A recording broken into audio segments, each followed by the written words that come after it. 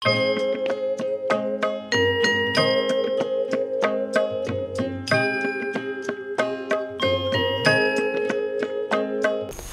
ಶ್ರೀ ಸಾಯಿರಾಮ್.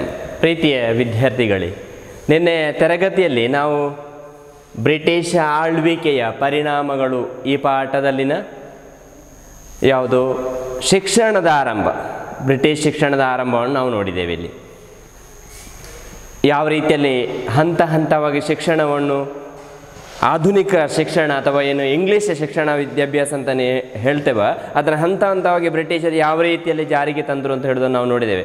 1835 ಮೆಕಾಲೆಯ ವರದಿ ಇರ್ಬೋದು, 1854 ಚಾರ್ಲ್ಸ್ ವುಡ್ನ ಆ ವರದಿಯ ಪ್ರಕಾರ ಇವತ್ತೇನು ನಾವು ಆಧುನಿಕ ಶಿಕ್ಷಣವನ್ನು ಪಡೆಯುತ್ತೇವೆ, ಇದು ಹಂತ ಹಂತದ ಬೆಳವಣಿಗೆ ಆಗಿದೆ ಅಂತ ಹೇಳುವುದನ್ನು ನಿನ್ನೆ ನೋಡಿದ್ದೇವೆ.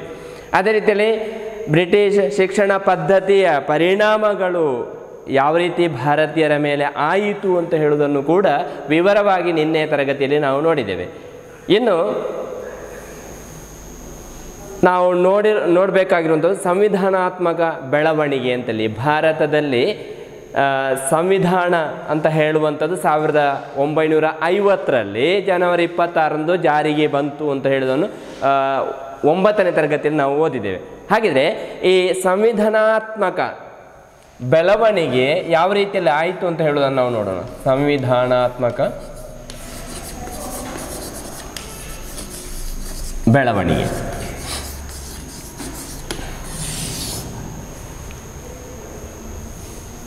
1950ರಲ್ಲಿ ಸಂವಿಧಾನವನ್ನು ರಚನೆ ಮಾಡಬೇಕು ಅಂತಾದರೆ ಅದರ ಹಿನ್ನೆಲೆಯಲ್ಲಿ ಅಥವಾ ಅದಕ್ಕಿಂತ ಮೊದಲು ಯಾವ ರೀತಿಯ ಕಾನೂನುಗಳು ಬ್ರಿಟಿಷರ ಕಾಲದಲ್ಲಿ ಭಾರತದಲ್ಲಿ ಇತ್ತು ಮತ್ತು ಆ ಕಾನೂನಿನ ಆಧಾರದಲ್ಲಿ ಯಾವ ರೀತಿಯಲ್ಲಿ ಹೊಸತಾದಂಥ ಒಂದು ಸಂವಿಧಾನವನ್ನು ರಚನೆ ಮಾಡಿದ್ರು ಅಂತ ಹೇಳೋದನ್ನು ನಾವು ನೋಡಬೇಕಾಗಿದೆ. ಬ್ರಿಟಿಷ್ ಈಸ್ಟ್ ಇಂಡಿಯಾ ಕಂಪನಿ ಭಾರತದಲ್ಲಿ ಆಳ್ವಿಕೆಯನ್ನು ಮಾಡ್ತಾ ಇದ್ದಂಥ ಸಂದರ್ಭದಲ್ಲಿ ಈ ಆಡಳಿತ, ಬ್ರಿಟಿಷರ ಆಡಳಿತ ಭಾರತದಲ್ಲಿ ಪ್ರಾರಂಭವಾದಂತೆ ಸಮಸ್ಯೆಗಳು ಕೂಡ ಒಟ್ಟೊಟ್ಟಿಗೆ ಬೆಳೆದವು. 1757ರಲ್ಲಿ ಪ್ಲಾಸಿ ಕದನದ ಮುಖಾಂತರ, ಮುಂದಕ್ಕೆ ಬಕ್ಸರ್ ಕದನದ ಮುಖಾಂತರ ಭಾರತದ ಹೆಚ್ಚಿನ ಭಾಗಗಳ ಆಕ್ರಮಣಕ್ಕೆ ತಮ್ಮದಾಗಿಸಿಕೊಳ್ಳಿಕ್ಕೆ ಬ್ರಿಟಿಷರು ಮುನ್ನುಡಿಯನ್ನು ಬರೆಯುತ್ತಾರೆ. ಹೀಗೆ ಹಂತ ಹಂತವಾಗಿ ಭಾರತದ ಹಲವು ಭಾಗಗಳನ್ನು ಬ್ರಿಟಿಷರು ತಮ್ಮದಾಗಿಸಿಕೊಳ್ತಾರೆ, ಆಡಳಿತವನ್ನು ಪ್ರಾರಂಭ ಮಾಡ್ತಾರೆ ಬ್ರಿಟಿಷ್ ಈಸ್ಟ್ ಇಂಡಿಯಾ ಕಂಪನಿ. ಆದರೆ ಈ ಆಡಳಿತ ಪ್ರಾರಂಭ ಆದ ಹಾಗೆ ಬ್ರಿಟಿಷರಿಗೆ ಇದೇನು ಹೂವಿನ ಹಾಸಿಗೆ ಆಗಿರಲಿಲ್ಲ ಭಾರತ, ಬದಲಾಗಿ ಅದು ಮುಳ್ಳಿನಿಂದ ಕೂಡಿತ್ತು. ಅಂದರೆ ಸಮಸ್ಯೆಗಳು ಕೂಡ ಇತ್ತು. ಹೇಗೆ ಈ ಭಾರತದ ಭಾಗ ಅವರ ಕೈ ಸೇರಿತ, ಅದೇ ರೀತಿಯಲ್ಲಿ ಅಲ್ಲಿ ಸಮಸ್ಯೆಗಳು ಕೂಡ ಇದ್ದವು. ಈ ಸಮಸ್ಯೆಗಳ ನಿವಾರಣೆಗೆ ಬೇಕಾಗಿ ಆಡಳಿತ ಕ್ಷೇತ್ರದಲ್ಲಿ ಕೆಲವೊಂದು ಸುಧಾರಣೆಯನ್ನು ತರುವಂಥ ಅಗತ್ಯತೆ ಕೂಡ ಇತ್ತು. ಸುಧಾರಣೆ ತಂದರೆ ಸಮಸ್ಯೆಗಳು ಪರಿಹಾರ ಆಗುತ್ತೆ. ಆ ನಿಟ್ಟಿನಲ್ಲಿ ಈ ಸುಧಾರಣೆಗಳನ್ನು ಜಾರಿಗೆ ತರುವಂಥ ಸಂದರ್ಭದಲ್ಲಿ ಬ್ರಿಟಿಷರು ಒಂದು ಅಂಶವನ್ನು ಗಣನೆಗೆ ತೆಗೆದುಕೊಳ್ಬೇಕಿತ್ತು. ಅದೇನು ಅಂತ ಹೇಳಿದರೆ, ಭಾರತೀಯರ ಬೇಡಿಕೆಗಳಿಗೆ ಸ್ಪಂದಿಸುವಂತಿರಬೇಕು. ಅವರು ತರುವಂಥ ಸುಧಾರಣೆಗಳು ಏನಿದೆಯಾ ಅದು ಭಾರತೀಯರ, ಅಂದರೆ ಆಗಲೇ ಭಾರತೀಯರ ಈ ಸ್ವಾತಂತ್ರ್ಯದ ಕನಸೇನಿತ್ತು ಅದು ಪ್ರಾರಂಭವಾಗಿತ್ತು, ಕಂಡಿದ್ರು. ಹಂತ ಹಂತವಾಗಿ ಭಾರತೀಯರು ನೇರವಾಗಿ ಸ್ವಾತಂತ್ರ್ಯವನ್ನು ಕೇಳದಿದ್ದರೂ ಕೂಡ ತಮಗೆ ಇಂಥ ಸುಧಾರಣೆಗಳನ್ನು ಮಾಡಿಕೊಡಿ ಅಂತೇಳಿ ಬ್ರಿಟಿಷರಿಗೆ ಏನು ದೂರು ನೀಡುವಂಥದ್ದು, ಅವರ ಬ್ರಿಟಿಷರನ್ನು ಪ್ರಾರ್ಥಿಸುವಂಥದ್ದು ಪ್ರಾರಂಭ ಆಗುತ್ತೆ. ಹಾಗಿರುವಾಗ ಬ್ರಿಟಿಷರು ಯಾವ ಸುಧಾರಣೆಗಳನ್ನು ಆಡಳಿತದಲ್ಲಿ ತರ್ತಾರ ಅದು ಭಾರತೀಯರ ಬೇಡಿಕೆಗಳಿಗೆ ಸ್ಪಂದಿಸುವಂತಿರಬೇಕಿತ್ತು. ಆಗ ಬ್ರಿಟಿಷರ ಕಾಲಕ್ಕೆ ವಿವಿಧ ನಿಯಮಗಳನ್ನು ಕಾಯ್ದೆಯ ರೂಪದಲ್ಲಿ ತರಲಿಕ್ಕೆ ಪ್ರಯತ್ನ ಮಾಡಿದರು. ಈ ಸಂದರ್ಭದಲ್ಲಿ ಬ್ರಿಟಿಷರು ಹೇಗೆ ಕಾಲಕ್ಕೆ ವಿವಿಧ ನಿಯಮಗಳನ್ನು ಕಾಯ್ದೆಯ ರೂಪದಲ್ಲಿ ಜಾರಿಗೆ ತರಲಿಕ್ಕೆ ಪ್ರಯತ್ನ ಮಾಡಿ. ಒಂದು ಕಾಯ್ದೆ ಅಂತ ಹೇಳುವಾಗ ಅದರ ಒಳಗಡೆ ಅಥವಾ ಅದರ ಕೆಳಗೆ ಹಲವು ಉಪ ನಿಯಮಗಳಿದ್ದು. ಹಾಗಿದ್ರೆ ಬ್ರಿಟಿಷರ ಕಾಲಕ್ಕೆ ವಿವಿಧ ನಿಯಮಗಳನ್ನು ಕಾಯ್ದೆಯ ರೂಪದಲ್ಲಿ ಜಾರಿಗೆ ತರುವಂಥ ಪ್ರಯತ್ನವನ್ನು ಮಾಡ್ತಾರೆ. ಈ ರೀತಿಯ ಕಾಯ್ದೆಗಳು ಭಾರತದ ಸಾಂವಿಧಾನಿಕ ಬೆಳವಣಿಗೆಗೆ ಅದು ಸಹಕಾರಿಯಾಯಿತು. ಅಂತ 1950ರಲ್ಲಿ ಹೊಸ ಸಂವಿಧಾನ ಭಾರತ ಜಾರಿ ತರುವಲ್ಲಿ, ಅದರ ರಚನೆಯಲ್ಲಿ ಈ ಬ್ರಿಟಿಷರು ಇಲ್ಲಿ ಜಾರಿಗೆ ತಂದಂಥ ಕಾಯ್ದೆಗಳು ಅದು ಸಹಕಾರಿಯಾಯಿತು. ಕೆಲವೊಂದು ಅಂಶಗಳನ್ನು ಹಾಗೆ ಇದಕ್ಕೆ ಸೇರಿಸಿ ಬಿಟ್ಟಿದ್ದಾರೆ, ಕೆಲವು ಅಂಶಗಳನ್ನು ತಿದ್ದುಪಡಿಯೊಂದಿಗೆ ನಮ್ಮ ಸಂವಿಧಾನದಲ್ಲಿ ಸೇರಿಸಿಕೊಂಡಿದ್ದಾರೆ. ಹಾಗಿದ್ರೆ ಈ ಈಸ್ಟ್ ಇಂಡಿಯಾ ಕಂಪನಿಯ ಆಳ್ವಿಕೆಯ ಅವಧಿಯಲ್ಲಿ ಜಾರಿಗೊಂಡಂಥ ಕಾಯ್ದೆಗಳು ಯಾವುದು ಅಂತ ನಾವು ನೋಡುವ. ಹಾಗಿದ್ರೆ ಈಸ್ಟ್ ಇಂಡಿಯಾ ಕಂಪನಿಯ ಆಡಳಿತ ಅಂತ ಹೇಳುವಾಗ ನಾವು ಯಾವ ಅವಧಿಯನ್ನು ತೆಗೆದುಕೊಳ್ಬೇಕಾಗಿದೆ, ಯಾವುದು ಅಂತ ಹೇಳಿದರೆ 1773ರಿಂದ 1858ರವರೆಗೆ. 1773ಕ್ಕೆ ಮೊದಲ ಕಾಯ್ದೆ ಜಾರಿಗೆ ಬರ್ತದೆ, ಆನಂತರ 1858ರವರೆಗೆ.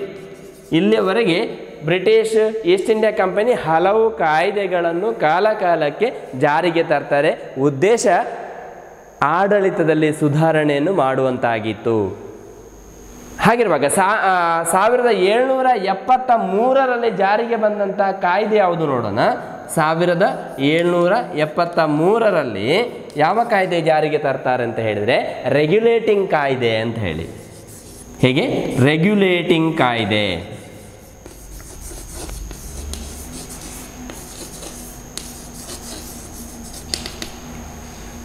ಈ ರೆಗ್ಯುಲೇಟಿಂಗ್ ಕಾಯ್ದೆಯನ್ನು ಬ್ರಿಟಿಷರು ಯಾವಾಗ ಜಾರಿಗೆ ತರ್ತಾರೆ? 1773ರಲ್ಲಿ ಜಾರಿಗೆ ತರ್ತಾರೆ. ಅದಕ್ಕಿಂತ ಮೊದಲು ಗೊತ್ತಿದೆ ನಿಮಗೆ 1765ರಲ್ಲಿ 1765ರಲ್ಲಿ ಮೊದಲ ಪಾಠದಲ್ಲಿ ನಾವು ನೋಡಿದ್ದೇವೆ. ಏನು? ದಿವಾನಿ ಹಕ್ಕನ್ನು ಪಡೆದುಕೊಂಡ್ರು ಬ್ರಿಟಿಷರು. ದಿವಾನಿ ಹಕ್ಕನ್ನು ಪಡೆದುಕೊಂಡ್ರು ಅಥವಾ ಸರ್ಕಾರವನ್ನು ಜಾರಿಗೆ ತಂದದನ್ನು ನೋಡಿದ್ದೇವೆ. ಅಂದರೆ ಬ್ರಿಟಿಷರು ಕೇವಲ ಕಂದಾಯದ ಮೇಲ್ವಿಚಾರಣೆ ಮಾಡಿಕೊಳ್ಳುವಂಥದ್ದು, ನವಾಬನಿಗೆ ಆಡಳಿತ, ನ್ಯಾಯ ಇತ್ಯಾದಿ ವಿಷಯಗಳನ್ನು ನೋಡಿಕೊಳ್ಳುವಂಥ ಜವಾಬ್ದಾರಿ. ಈ ರೀತಿಯ ಸರ್ಕಾರದಲ್ಲಿ ಈ ದಿವಾನಿ ಹಕ್ಕನ್ನು ಯಾರು? ಕಂಪನಿಯ ಅಧಿಕಾರಿಗಳು ಬಳಸಿಕೊಂಡ್ರು. ಆದರೆ ಈ ದಿವಾನಿ ಹಕ್ಕು ಅಂತ ಹೇಳುವಾಗ ಯಾವುದು?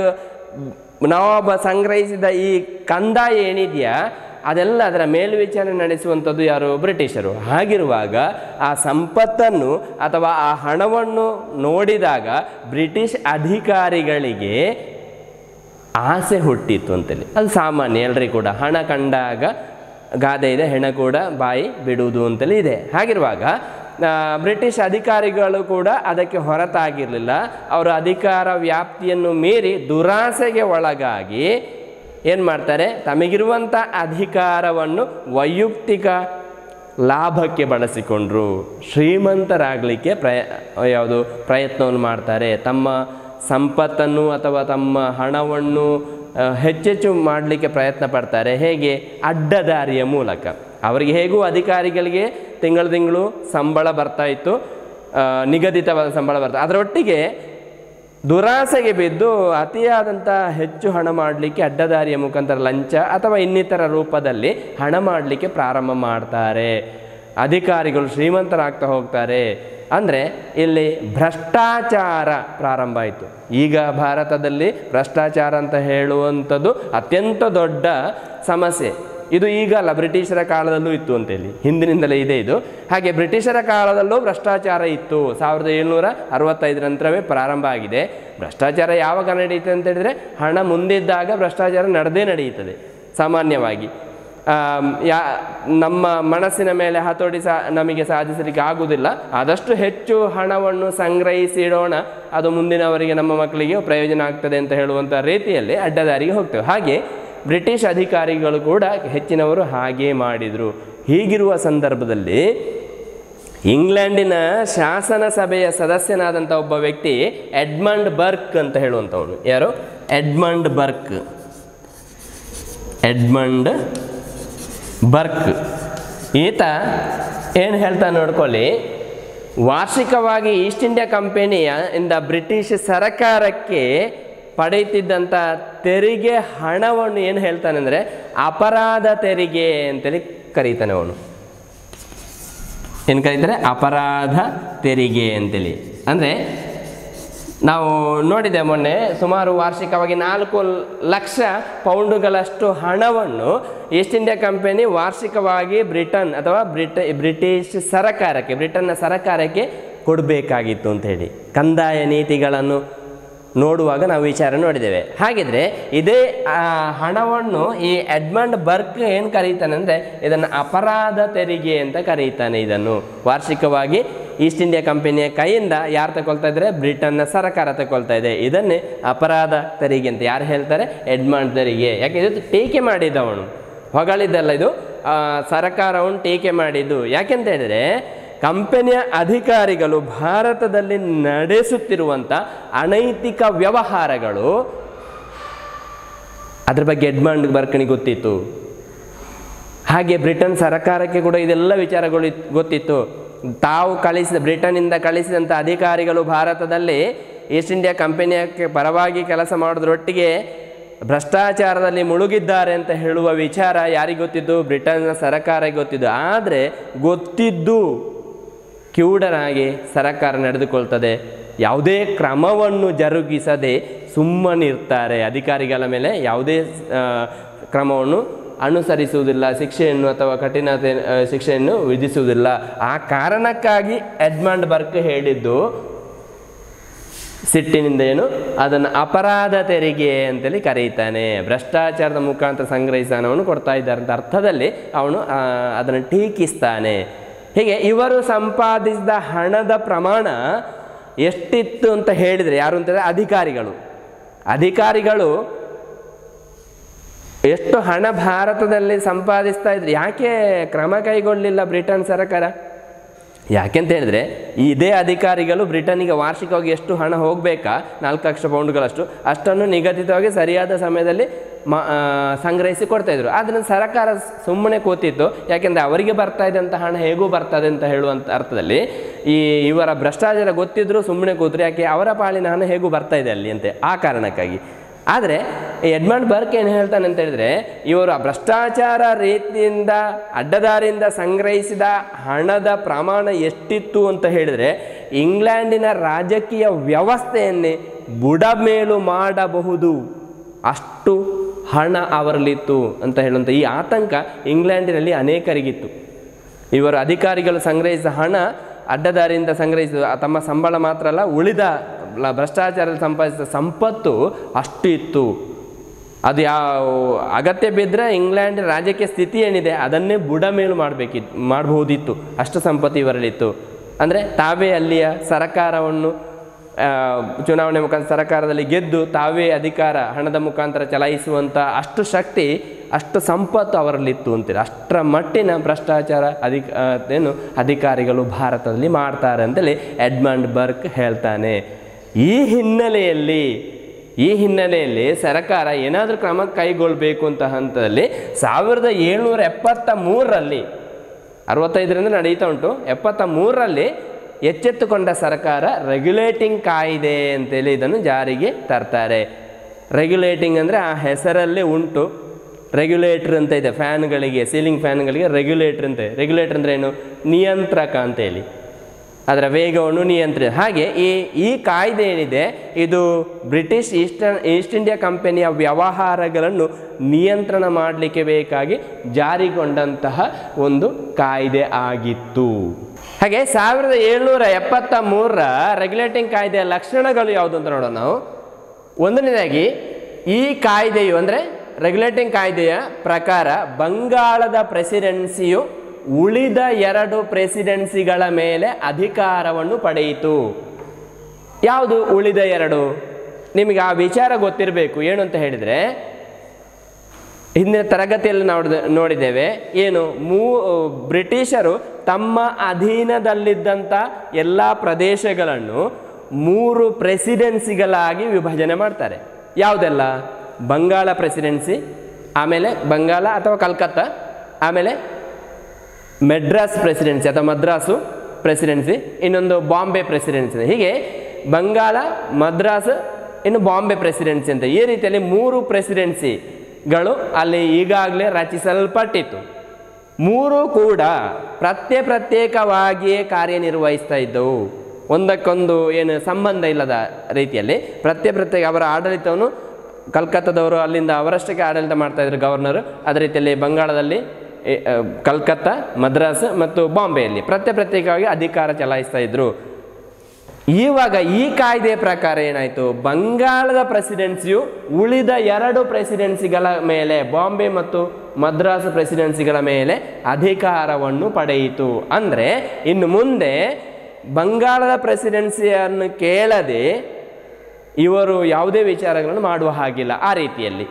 ಇನ್ನು ಎರಡನೇದು, ಬಂಗಾಳದ ಗವರ್ನರನು 3 ಪ್ರೆಸಿಡೆನ್ಸಿಗಳಿಗೆ ಗವರ್ನರ್ ಜನರಲ್ ಆದನು. 1765ರಲ್ಲಿ ರಾಬರ್ಟ್ ಕ್ಲೈವ್ ಅವನು ಗವರ್ನರ್ ಆದದ್ದು, ಗವರ್ನರ್. ಆ ಗವರ್ನರ್ ಹುದ್ದೆ ಹಾಗೆ ಮುಂದುವರಿಯುತ್ತದೆ. ಮುಂದಕ್ಕೆ ವಾರನ್ ಹೇಸ್ಟಿಂಗ್ಸ್ ಅವನು ಬರ್ತಾನೆ, ಆ ಸಂದರ್ಭದಲ್ಲಿ ಅವನು ಗವರ್ನರ್ ಆಗ್ತಾನೆ. ಆದರೆ 1773ರಲ್ಲಿ ಏನು ಮಾಡ್ತಾರೆ ಅಂದರೆ, ಈ ಗವರ್ನರನ್ನು ಗವರ್ನರ್ ಜನರಲ್ ಅಂತ ಕರೀತಾರೆ. ಎಲ್ಲಿಯ ಬಂಗಾಳದ ಗವರ್ನರನ್ನು ಗವರ್ನರ್ ಜನರಲ್ ಅಂತ ಕರೆಯಲ್ಪಡ್ತಾರೆ. ಉಳಿದ ಕಡೆ 2 ಕಡೆಯಲ್ಲಿ ಗವರ್ನರ್ ಆಗಿ ಇರ್ತಾರೆ. ಹಾಗೆ ಇವನಿಗೆ ಅಧಿಕಾರ ಜಾಸ್ತಿ ಸಿಕ್ಕಿತು, ಗವರ್ನರ್ ಜನರಲ್ಗೆ. ಆಮೇಲೆ ಮೂರನೇದು ನೋಡ್ಕೊಳ್ಳಿ, ಗವರ್ನರ್ ಜನರಲ್ನಿಗೆ ಬಾಂಬೆ ಮತ್ತು ಮದ್ರಾಸು ಪ್ರೆಸಿಡೆನ್ಸಿಗಳಿಗೆ ನಿರ್ದೇಶಿಸುವ, ನಿಯಂತ್ರಿಸುವ ಮತ್ತು ಮೇಲ್ವಿಚಾರಣೆ ಮಾಡುವ ಅಧಿಕಾರವನ್ನು ಈ ಕಾನೂನು ನೀಡಿತು. ಅಲ್ಲಿ ಮದ್ರಾಸಲ್ಲಿ ಗವರ್ನರ್ ಒಬ್ಬ ಇದ್ದಾನೆ, ಇನ್ನು ಬಾಂಬೆಯಲ್ಲಿ ಇನ್ನೊಬ್ಬ ಗವರ್ನರ್ ಇದ್ದಾನೆ. ಅವರು ಮೊದಲಿನ ಹಾಗೆ ತಮ್ಮಷ್ಟಕ್ಕೆ ಅಥವಾ ಪ್ರತ್ಯೇಕವಾಗಿ ಆಡಳಿತ ಮಾಡಲಿಕ್ಕೆ ಈಗ ಅವಕಾಶ ಇಲ್ಲ. ಬದಲಾಗಿ ಬಂಗಾಳದ ಗವರ್ನರ್ ಜನರಲ್ ಏನಿದ್ದಾನ ಅವನು ಈ 2 ಪ್ರೆಸಿಡೆನ್ಸಿಗಳ ಮೇಲೆ, ಮದ್ರಾಸ್ ಮತ್ತು ಬಾಂಬೆ ಪ್ರೆಸಿಡೆನ್ಸಿ ನಿರ್ದೇಶಿಸುವ, ನಿಯಂತ್ರಿಸುವ ಮತ್ತು ಮೇಲ್ವಿಚಾರಣೆ ಮಾಡುವ ಅಧಿಕಾರವನ್ನು ಪಡೆಯುತ್ತಾನೆ ಈ ಕಾನೂನಿನ ಪ್ರಕಾರ. ಇನ್ನು 4ನೇದಾಗಿ, ಬಂಗಾಳ ಸರ್ಕಾರದ ಮತ್ತು ಇಂಗ್ಲೆಂಡಿನ ನಿರ್ದೇಶಕ ಮಂಡಳಿಯ ಕೋರ್ಟ್ ಆಫ್ ಡೈರೆಕ್ಟರ್ಸ್ ಅಂತ ಕರೀತಾರೆ. ನಿರ್ದೇಶಕ ಮಂಡಳಿಯ ಪೂರ್ವ ಅನುಮತಿ ಇಲ್ಲದೆ ಬಾಂಬೆ ಮತ್ತು ಮದ್ರಾಸು ಸರ್ಕಾರಗಳು ಯಾರ ಮೇಲೂ ಯುದ್ಧ ಘೋಷಿಸುವಂತಿಲ್ಲ ಅಥವಾ ಶಾಂತಿ ಸಂಧಾನವನ್ನು ನಡೆಸುವಂತಿಲ್ಲ. ತೀರಾ ತುರ್ತಾದ ಸಂದರ್ಭಗಳಲ್ಲಿ ಮಾತ್ರ ಇಂತಹ ನಿಬಂಧನೆಗಳಿಂದ ವಿನಾಯಿತಿ ಇತ್ತು. ನೋಡಿ, ಈ ಕಾಯ್ದೆ ಏನು ಯಾವ ರೀತಿ ಬಂಗಾಳದ ಗವರ್ನರ್ ಜನರಲ್ ಉಳಿದ 2 ಪ್ರೆಸಿಡೆನ್ಸಿಗಳ ಮೇಲೆ ಅಧಿಕಾರವನ್ನು ಸ್ಥಾಪಿಸ್ತಾನೆ ನೋಡ್ಕೊಳ್ಳಿ. ಏನು, ಬಂಗಾಳ ಸರ್ಕಾರ ಮತ್ತು ಇಂಗ್ಲೆಂಡಿನ ನಿರ್ದೇಶಕ ಮಂಡಳಿಯ ಪೂರ್ವ ಅನುಮತಿ ಇಲ್ಲದೆ ಬಾಂಬೆ ಮತ್ತು ಮದ್ರಾಸ್ ಸರ್ಕಾರ ಯಾವುದೇ ರೀತಿಯ ಯುದ್ಧ ಘೋಷಣೆ ಮಾಡುವ ಹಾಗಿಲ್ಲ ಇನ್ನೊಂದು ರಾಜ್ಯದ ಮೇಲೆ ಅಥವಾ ಶಾಂತಿ ಸಂಧಾನ ಕೂಡ ಮಾಡುವ ಹಾಗಿಲ್ಲ. ತೀರಾ ತುರ್ತು ಪರಿಸ್ಥಿತಿಗಳಿದೆ ಅಂತಂದರೆ, ಯಾವುದೋ ಪಕ್ಕದ ರಾಜ್ಯ ಯುದ್ಧಕ್ಕೆ ಬಂದ ಅಥವಾ ಅನಿವಾರ್ಯ ಆಯಿತು ಅಂತ ಹೇಳುವಾಗ ಅಲ್ಲಿ ಮಂಡಳಿಯ ಮಾತಿಗೆ ಕಾಯಲಿಕ್ಕೆ ಅವಕಾಶ ಇರುವುದಿಲ್ಲ, ತೀರ್ಮಾನ ಕಾಯಲಿಕ್ಕೆ ಅವಕಾಶ ಇರುವುದಿಲ್ಲ, ತಕ್ಷಣಕ್ಕೆ ಕಾರ್ಯಾಚರಣೆ ಮಾಡಬೇಕಾ ಅಂಥ ಸಂದರ್ಭಗಳಲ್ಲಿ ಮಾತ್ರ ಇಂಥ ನಿಬಂಧನೆಗಳಿಂದ ವಿನಾಯಿತು. ಇಲ್ಲ ಅಂತ ಆದರೆ ಅವರನ್ನು ಕೇಳಿಯೇ, ಯಾರನ್ನು, ಇಂಗ್ಲೆಂಡ್ ನಿರ್ದೇಶಕ ಮಂಡಳಿಯ ಮತ್ತು ಬಂಗಾಳ ಸರ್ಕಾರ ಈ 2ರ ಒಪ್ಪಿಗೆಯನ್ನು ಪಡೆದೇ ಇವರು ಮುಂದುವರಿಬೇಕಾಗಿತ್ತು, ಬಾಂಬೆ ಮತ್ತು ಮದ್ರಾಸ್ ಪ್ರೆಸಿಡೆನ್ಸಿಗಳು. 5ನೇಗಿಂದ ನೋಡ್ಕೊಳ್ಳಿ, ಇದು ತುಂಬ ಮಹತ್ವದ್ದು. ಕಲ್ಕತ್ತಾದಲ್ಲಿ ಈ ಕಾಯ್ದೆಯ ಮೇರೆಗೆ ಸುಪ್ರೀಂ ಕೋರ್ಟನ್ನು ಸ್ಥಾಪಿಸಲಾಯಿತು. ನೋಡಿ, ಸುಪ್ರೀಂ ಕೋರ್ಟ್ ಮೊದಲು ಯಾವಾಗ ಸ್ಥಾಪನೆ ಆದದಿಲ್ಲ ನೋಡ್ಕೊಳ್ಳಿ. ಎಲ್ಲಿ, ಕಲ್ಕತ್ತಾದಲ್ಲಿ ಸುಪ್ರೀಂ ಕೋರ್ಟನ್ನು ಸ್ಥಾಪಿಸಲಾಯಿತು 1773ರಲ್ಲಿ. ಈ ಕೇಂದ್ರ ನ್ಯಾಯಾಲಯದಲ್ಲಿ ಒಬ್ಬರು ಮುಖ್ಯ ನ್ಯಾಯಾಧೀಶರು ಮತ್ತು 3 ಜನ ಸಾಮಾನ್ಯ ನ್ಯಾಯಾಧೀಶರು ಕಾರ್ಯನಿರ್ವಹಿಸ್ತಿದ್ರು. ಹೀಗೆ ಸುಪ್ರೀಂ ಕೋರ್ಟಿನ ಪ್ರಾರಂಭ ಆಗಿರುವಂಥದ್ದು ಈ ರೆಗ್ಯುಲೇಟಿಂಗ್ ಕಾಯ್ದೆಯ ಪ್ರಕಾರ ಅಂತ ಹೇಳುವಂಥ ನಿಮಗೆ ಗೊತ್ತಿರಲಿ. ಒಬ್ಬ ಮುಖ್ಯ ನ್ಯಾಯಾಧೀಶ, ಉಳಿದಂತೆ 3 ಜನ ಅವರ ಕೈ ಕೆಳಗೆ ಇತರ ನ್ಯಾಯಾಧೀಶರು ಕಾರ್ಯನಿರ್ವಹಣೆಯನ್ನು ಮಾಡ್ತಾ ಇದ್ರು ಅಂತ ಹೇಳುವುದು ನಮಗೆ ಗೊತ್ತಿರಬೇಕು. ಒಟ್ಟಾರೆಯಾಗಿ ಹೇಳುವಾಗ ಈ ರೆಗ್ಯುಲೇಟಿಂಗ್ ಕಾಯ್ದೆ ಏನಿದೆ 1773 ಮೇಲ್ನೋಟಕ್ಕೆ ನೋಡುವಾಗ ಏನು ಕಾಣ್ತಾ ಅಂದರೆ, ಭಾರತದಲ್ಲಿದ್ದಂಥ ಈಸ್ಟ್ ಇಂಡಿಯಾ ಕಂಪನಿಯ ಅಧಿಕಾರವನ್ನು ಮೊಟಕುಗೊಳಿಸಿ ಇಲ್ಲಿಯ ಅಧಿಕಾರವನ್ನು ಅಥವಾ ಇಲ್ಲಿಯ ಪ್ರದೇಶಗಳನ್ನು ನೇರವಾಗಿ ಬ್ರಿಟನ್ ಸರ್ಕಾರದ ಅಧೀನಕ್ಕೆ ತರುವಂಥ ಪ್ರಯತ್ನ ಆಗಿತ್ತು.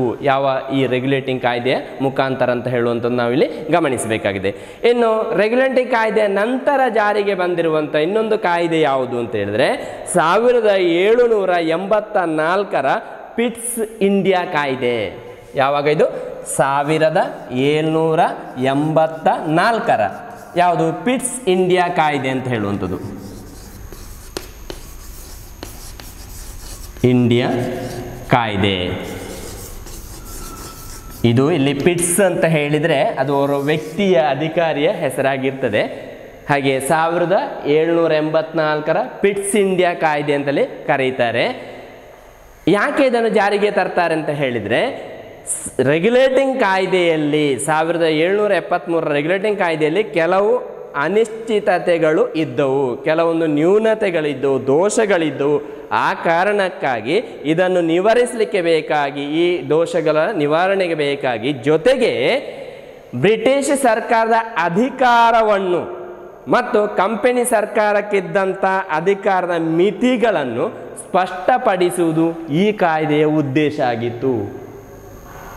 ಇಲ್ಲಿ ಎರಡು ಸರ್ಕಾರಗಳು ಈ ರೆಗ್ಯುಲೇಟಿಂಗ್ ಕಾಯ್ದೆ ನಂತರ ಇದೆ. ಒಂದು ಬ್ರಿಟನ್ ಸರ್ಕಾರ, ಇನ್ನೊಂದು ಈಸ್ಟ್ ಇಂಡಿಯಾ ಕಂಪನಿ ಸರ್ಕಾರ ಅಂತೇಳಿ. ಈಸ್ಟ್ ಇಂಡಿಯಾ ಕಂಪನಿ ಸರ್ಕಾರ ಇರುವುದು ಭಾರತದಲ್ಲಿ, ಇದಕ್ಕೆ ನಿರ್ದೇಶನ ಅಥವಾ ಅನುಮತಿ ಎಲ್ಲ ಸಿಗುವಂಥದ್ದು ಬ್ರಿಟನ್ನ ಸರ್ಕಾರದಿಂದ. ಹಾಗಿರುವಾಗ ಇವುಗಳ ಮಿತಿಗಳು, ಈ ಎರಡೂ ಸರ್ಕಾರಗಳ ಮಿತಿಗಳು ಎಷ್ಟು, ಅಧಿಕಾರ ವ್ಯಾಪ್ತಿ ಎಷ್ಟು ಅಂದರೆ ಸ್ಪಷ್ಟಪಡಿಸುವುದು ಈ ಕಾಯ್ದೆಯ ಉದ್ದೇಶ ಆಗಿತ್ತು.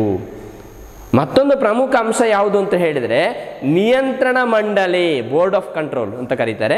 ನಿಯಂತ್ರಣ ಮಂಡಳಿ ಎನ್ನುವ 6 ಜನ ಕಮಿಷನರನ್ನು ಒಳಗೊಂಡಂಥ ಹೊಸ ಸಂಸ್ಥೆಯನ್ನು ಹುಟ್ಟುಹಾಕಲಾಯಿತು. ನಿಯಂತ್ರಣ ಮಂಡಳಿ, ನಿಯಂತ್ರಣ ಮಂಡಳಿ ಇದು ಹೊಸ ಒಂದು ಮಂಡಳಿ. ಎಷ್ಟು ಜನ ಅಂತೆ? 6 ಜನ ಕಮಿಷನರ್ಗಳನ್ನು ಒಳಗೊಂಡಂಥ ಒಂದು ಬೋರ್ಡ್ ಆಫ್ ಕಂಟ್ರೋಲ್ ಅಥವಾ ನಿಯಂತ್ರಣ ಮಂಡಳಿಯನ್ನು ಸ್ಥಾಪಿಸಲಾಯಿತು. ಯಾವ ಕಾಯ್ದೆ ಪ್ರಕಾರ? ಪಿಟ್ಸ್ ಇಂಡಿಯಾ ಕಾಯ್ದೆಯ ಪ್ರಕಾರ. ಇಲ್ಲಿ ಪ್ರಮುಖವಾಗಿ ಏನು ಗಮನಿಸಬೇಕು ಅಂತ ಹೇಳಿದರೆ, ನಾವು ಈ ಹಿಂದೆಯೇ ಒಂದು ಇದೆ ಸಮಿತಿ, ಯಾವುದು? ಕೋರ್ಟ್ ಆಫ್ ಡೈರೆಕ್ಟರ್ಸ್, ನಿರ್ದೇಶನ ಮಂಡಳಿ ಅಂತೇಳಿ ಅಲ್ವಾ? ನಿರ್ದೇಶನ ಮಂಡಳಿ ರೆಗ್ಯುಲೇಟಿಂಗ್ ಕಾಯ್ದೆ ಸಂದರ್ಭದಲ್ಲಿ ನೋಡಿದ್ದೇವೆ ನಾವು. ನಿರ್ದೇಶನ ಮಂಡಳಿ ಅಂತ ಇದೆ, ಕೋರ್ಟ್ ಆಫ್ ಡೈರೆಕ್ಟರ್ಸ್. ಆ ಜಾಗದಲ್ಲಿ ಈಗ ಹುಟ್ಟಿಕೊಂಡದ್ದು ಈ ನಿಯಂತ್ರಣ ಮಂಡಳಿ ಅಂತೇಳಿ. ಹಾಗಿದ್ರೆ ಕೋರ್ಟ್ ಆಫ್ ಡೈರೆಕ್ಟರ್ಸ್ನ ಅವರ ಅಧಿಕಾರ ಇಲ್ಲಿಗ ಕಡಿಮೆ ಆಯಿತು, ಅದರ ಜಾಗದಲ್ಲಿ ಈ ನಿಯಂತ್ರಣ ಮಂಡಳಿ, ಅದೇ ಇಲ್ಲಿಯ ವಿಚಾರ, ಭಾರತದ ವಿಚಾರಗಳನ್ನು ಏನು ಮಾಡ್ತಾ ಇದ್ದು, ನಿಯಂತ್ರಣದಲ್ಲಿ ಇಡ್ತಾ ಇತ್ತು ಅಂತ ಹೇಳುವಂಥದ್ದು. ಇನ್ನು ಈ ಮಂಡಳಿಯು ಯಾವುದು? ನಿಯಂತ್ರಣ ಮಂಡಳಿಯು ನಾಗರಿಕ, ಮಿಲಿಟರಿ, ಕಂದಾಯ ವಿಷಯಗಳಲ್ಲಿ ಮಾತ್ರ, ಯಾವುದೆಲ್ಲ? ನಾಗರಿಕ, ಇನ್ನು ಮಿಲಿಟರಿ ವಿಷಯಗಳು, ಆಮೇಲೆ ಕಂದಾಯ, ಈ 3 ವಿಷಯಗಳಲ್ಲಿ ಮಾತ್ರ ನಿರ್ದೇಶಿಸುವ, ನಿಯಂತ್ರಿಸುವ ಮತ್ತು ಮೇಲ್ವಿಚಾರಣೆ ನಡೆಸುವಂಥ ಅಧಿಕಾರವನ್ನು ಪಡೆದಿತ್ತು. ಉಳಿದ ವಿಚಾರಗಳಿಗಲ್ಲ. ಉಳಿದ ವಿಚಾರಗಳಲ್ಲಿ ಬ್ರಿಟನ್ ಸರ್ಕಾರ ಉಂಟು ನೇರವಾಗಿ ನೋಡ್ಕೊಳ್ಳಿಕ್ಕೆ. ಇಲ್ಲಿ ನಿಯಂತ್ರಣ ಮಂಡಳಿ ಈ 3 ವಿಷಯಗಳನ್ನು ಮಾತ್ರ, ನಾಗರಿಕ ಶಾಂತಿ ಸುವ್ಯವಸ್ಥೆಯನ್ನು ಕಾಪಾಡುವಂಥ ನಾಗರಿಕ ವಿಷಯಗಳು, ಆಮೇಲೆ ಯಾವುದು? ಮಿಲಿಟರಿ, ಇಲ್ಲಿಯ ಭಾರತದಲ್ಲಿಂದ ಸೈನ್ಯದ ಮೇಲೆ ವಿಚಾರಣೆ, ಆಮೇಲೆ ಕಂದಾಯ, ಇಲ್ಲಿಂದ ಸಂಗ್ರಹಿಸುವಂಥ ಭಾರತೀಯರಿಂದ, ಈ ವಿಷಯಗಳಲ್ಲಿ ಮಾತ್ರ ಇವರು ಇಲ್ಲಿ ಯಾವುದನ್ನು ಮೇಲ್ವಿಚಾರಣೆ ಮಾಡ್ಬೋದಿತ್ತು, ಅಧಿಕಾರ ಪಡೆದಿತ್ತು. ಉಳಿದ ವಿಚಾರಗಳಲ್ಲಿ ಇಲ್ಲ. ಇನ್ನು ಇಂಗ್ಲೆಂಡಿನಲ್ಲಿ ಮಾತ್ರ ಇಲ್ಲಿ ನಿರ್ದೇಶಕರ ಮಂಡಳಿ ಇಲ್ಲ, ಯಾವುದು? ಕೋರ್ಟ್ ಆಫ್ ಡೈರೆಕ್ಟರ್ಸ್ ಇಲ್ಲಿಲ್ಲ. ಆದರೆ ಇಂಗ್ಲೆಂಡಿನಲ್ಲಿ ನಿರ್ದೇಶಕ ಮಂಡಳಿ ಮತ್ತು ನಿಯಂತ್ರಣ ಮಂಡಳಿ ಎರಡೂ ಕೂಡ ಜಾರಿಯಲ್ಲಿತ್ತು. ಭಾರತದಲ್ಲಿ ಕೇವಲ ನಿಯಂತ್ರಣ ಮಂಡಳಿಯಿಂದ ಮಾತ್ರ 6 ಜನ ಕಮಿಷನ್ ಒಳಗೊಂಡಿರ್ತದೆ. ಹಾಗಲ್ಲ, ಅಲ್ಲಿ ನಿರ್ದೇಶಕ ಮಂಡಳಿ ಒಟ್ಟಿಗೆ ನಿಯಂತ್ರಣ ಮಂಡಳಿ ಎರಡೂ ಕೂಡ ಜಾರಿಯಲ್ಲಿತ್ತು ಅಂತ ಹೇಳುವುದು ನಮಗೆ ಇಲ್ಲಿ ಗೊತ್ತಿರಬೇಕಾಗಿದೆ. ಹೀಗೆ ಭಾರತೀಯರು ತಮ್ಮ ಸಾರ್ವಭೌಮತ್ವವನ್ನು ಬ್ರಿಟಿಷ್ ರಾಜಸತ್ತೆಯ ಹೆಸರಿನಲ್ಲಿ ಪಡೆದಿದ್ದಾರೆ ಹೊರತು ಅವರ ಸ್ವಂತ ಹಕ್ಕಲ್ಲ ಎಂಬುದನ್ನು ಭಾರತೀಯರಿಗೆ ಸರಿಯಾಗಿ ಅರ್ಥ ಆಗುವಂತೆ ತಿಳಿಯಪಡಿಸುವುದೇ ಈ ಒಂದು ಕಾಯ್ದೆಯ ಉದ್ದೇಶ ಆಗಿತ್ತು. ಯಾವುದು? 1884ರ ಪಿಟ್ಸ್ ಇಂಡಿಯಾ ಕಾಯ್ದೆ. ಅಂದರೆ ಏನು ಹೇಳ್ತಾ ಇದ್ದಾರೆ ಅವರು? ಭಾರತೀಯರು ತಮ್ಮ ಸಾರ್ವಭೌಮತ್ವವನ್ನು ಬ್ರಿಟಿಷ್ ರಾಜಸತ್ತೆಯ ಹೆಸರಿನಲ್ಲಿ ಪಡೆದಿದ್ದಾರೆ, ವಿನಃ ಅವರದ್ದೇ ಸ್ವಂತ ಹಕ್ಕಲ್ಲ ಅಂತ ಹೇಳೋದು. ಅಂದರೆ ಭಾರತೀಯರಿಗೆ ಏನು ಸ್ವಾತಂತ್ರ್ಯ ಕೊಡಲಾಗಿದೆಯಾ, ಏನು ಹಕ್ಕುಗಳನ್ನು ನೀಡಲಾಗಿದೆಯಾ, ಅದು ಆ ಭಾರತೀಯರು ಭಾರತದಿಂದಲೇ ಪಡೆದದ್ದಲ್ಲ, ಬದಲಾಗಿ ಅದು ಬ್ರಿಟಿಷ್ ರಾಜಸತ್ತೆಯ ರಾಜ ಕೊಟ್ಟದ್ದು. ಬ್ರಿಟಿಷ್ ರಾಜ ಅಥವಾ ರಾಣಿ ಅವಳು ಕೊಟ್ಟಿರುವ ಹಕ್ಕುಗಳನ್ನು ನಾವು ಇಲ್ಲಿ ಭಾರತೀಯರು ಅನುಭವಿಸ್ತೇವೆ, ನಮ್ಮ ಸ್ವಂತದ್ದಲ್ಲ. ಈ ವಿಚಾರವನ್ನು ಸ್ಪಷ್ಟಪಡಿಸುವಂಥದ್ದು ಈ ಕಾಯ್ದೆಯ ಉದ್ದೇಶ ಆಗಿತ್ತು ಅಂತ ಹೇಳುವಂಥದ್ದು. ಹೇಗೆ ಭಾರತೀಯರು ತಮ್ಮ ಸಾರ್ವಭೌಮತ್ವವನ್ನು, ಅಥವಾ ನಾವು ಈಗ ನಮ್ಮ ಸ್ವಾತಂತ್ರ್ಯ ಮತ್ತು ಇತರ ಹಕ್ಕುಗಳು ಅದನ್ನು ಬ್ರಿಟಿಷ್ ರಾಜಸತ್ತೆಯ ಹೆಸರಿನಲ್ಲೇ ಪಡೆದದ್ದು, ಅಂದರೆ ರಾಜ ಕೊಟ್ಟದ್ದು ನಮಗೆ, ನಮ್ಮ ಸ್ವಂತದಲ್ಲ ಅಂತ ಹೇಳುವಂಥ ನಿರ್ಣಯವನ್ನು ಈ ಒಂದು ಕಾಯ್ದೆ ಕೊಡ್ತದೆ. ಈ ಕಾಯ್ದೆಯು ಭಾರತದಲ್ಲಿದ್ದ ಕಂಪನಿಯ ಅಧೀನದ ಪ್ರದೇಶಗಳಿಗೆ ಇಂಗ್ಲೆಂಡಿನ ಸರ್ಕಾರವೇ ಅಂತಿಮ ಸಾರ್ವಭೌಮ ಅಂತ ಹೇಳುವುದನ್ನು ಇಲ್ಲಿ ಘೋಷಣೆ ಮಾಡ್ತದೆ. ಯಾವುದು ಬ್ರಿಟಿಷ್ ಪೊಸೆಷನ್ಸ್ ಅಂತ ಕರೀತಾರೆ, ಅಥವಾ ಬ್ರಿಟಿಷ್ ಪ್ರದೇಶಗಳು ಅದೇನಿದೆಯಾ ಆ ಪ್ರದೇಶಗಳಿಗೆ ಇಂಗ್ಲೆಂಡಿನ ಸರ್ಕಾರವೇ ಸಾರ್ವಭೌಮ, ಅದರ ಇಂಗ್ಲೆಂಡ್ ಸರ್ಕಾರದ ನಿರ್ಣಯವೇ ಅಂತಿಮ ಹೊರತು ಭಾರತೀಯರ ಅಥವಾ ಭಾರತದಲ್ಲಿದ್ದಂಥ ಬ್ರಿಟಿಷ್ ಈಸ್ಟ್ ಇಂಡಿಯಾ ಕಂಪನಿಗೆ ಅಂತಿಮ ಅಧಿಕಾರ ಇರಲಿಲ್ಲ. ಹೀಗೆ ಹಂತ ಹಂತವಾಗಿ ಬ್ರಿಟನ್ನ ಸರ್ಕಾರವು ಈಸ್ಟ್ ಇಂಡಿಯಾ ಕಂಪನಿಯ ಹಕ್ಕುಗಳನ್ನು ಮೊಟಕುಗೊಳಿಸ್ತಾ ಸಾಗಿ ಕೊನೆಗೆ 1858 ಅವಧಿಗೆ ಆಗುವಾಗ ಬ್ರಿಟನ್ ಸರ್ಕಾರ ನೇರವಾಗಿ ಭಾರತದ ಮೇಲೆ ಅಥವಾ ಭಾರತದಲ್ಲಿ ಆಡಳಿತವನ್ನು ಪ್ರಾರಂಭ ಮಾಡ್ತದೆ. ಇದೆಲ್ಲ ಅದರ ಬೆಳವಣಿಗೆ ಅಷ್ಟೇ, ಹಂತ ಹಂತವಾದಂಥ ಬೆಳವಣಿಗೆಗಳು. ಕೊನೆಗೆ ಈಸ್ಟ್ ಇಂಡಿಯಾ ಕಂಪನಿ ಕೇವಲ ವ್ಯಾಪಾರಕ್ಕೆ ಮಾತ್ರ ಸೀಮಿತ ಆಗುತ್ತೆ 1858 ಆಗುವಾಗ. ಉಳಿದಂತೆ ಆಡಳಿತ ನಡೆಸುವ ಎಲ್ಲ ಹಕ್ಕನ್ನು ಬ್ರಿಟನ್ ಸರ್ಕಾರ ನೇರವಾಗಿ ಪಡೆದುಕೊಳ್ತದೆ. ಹೀಗೆ ಇವತ್ತಿನ ತರಗತಿಯಲ್ಲಿ ನಾವು ರೆಗ್ಯುಲೇಟಿಂಗ್ ಕಾಯ್ದೆಯ ಕುರಿತಾಗಿ ವಿವರವಾಗಿ ನೋಡಿದ್ದೇವೆ, ಅದರ ಲಕ್ಷಣಗಳನ್ನು ನೋಡಿದ್ದೇವೆ, ಅದು ಯಾಕಾಗಿ ಜಾರಿಗೆ ಬಂತು ಅಂತ ಹೇಳುವುದನ್ನು ಕೂಡ ನಾವು ನೋಡಿದ್ದೇವೆ. ಆಮೇಲೆ 1784ರ ಪಿಟ್ಸ್ ಇಂಡಿಯಾ ಕಾಯ್ದೆ ಮತ್ತು ಅದರಲ್ಲಿದ್ದಂಥ ಪ್ರಮುಖವಾದಂಥ ಅಂಶಗಳನ್ನು ಕೂಡ ನಾವು ಈ ತರಗತಿಯಲ್ಲಿ ನಾವು ಇವತ್ತು ಕಲಿತಿದ್ದೇವೆ. ಮುಂದಿನ ಕಾಯ್ದೆಗಳು ಏನಿದೆಯಾ ಅದನ್ನು ಮುಂದಿನ ತರಗತಿಯಲ್ಲಿ ನಾವು ನೋಡೋಣ. ಸಾಯಿರಾಮ್.